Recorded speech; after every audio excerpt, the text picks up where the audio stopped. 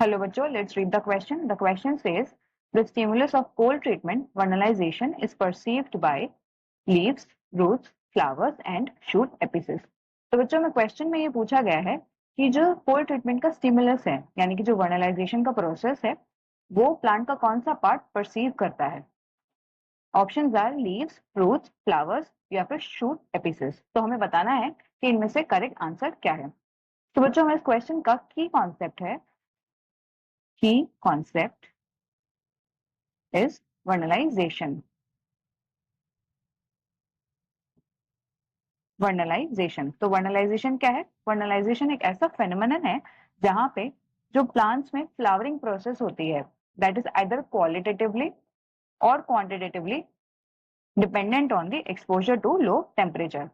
तो प्लांट्स में जो फ्लावरिंग प्रोसेस है that is dependent on exposure to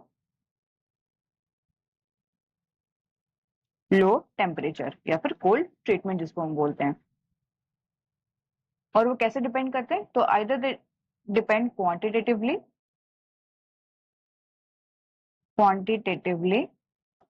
या फिर दे डिपेंड क्वालिटेटिवली.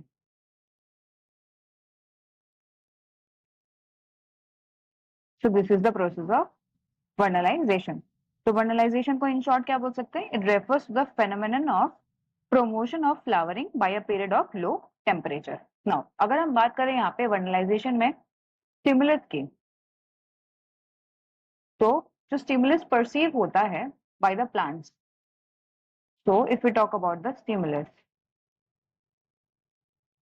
तो स्टिमुलस क्या है यहाँ पे? यहाँ पे स्टिमुलस है लो टेम्परेचर.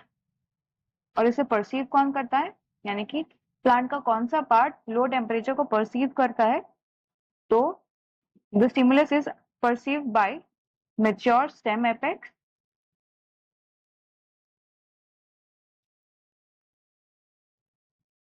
जो कि शूट एपेक्स भी बोल सकते हैं हम,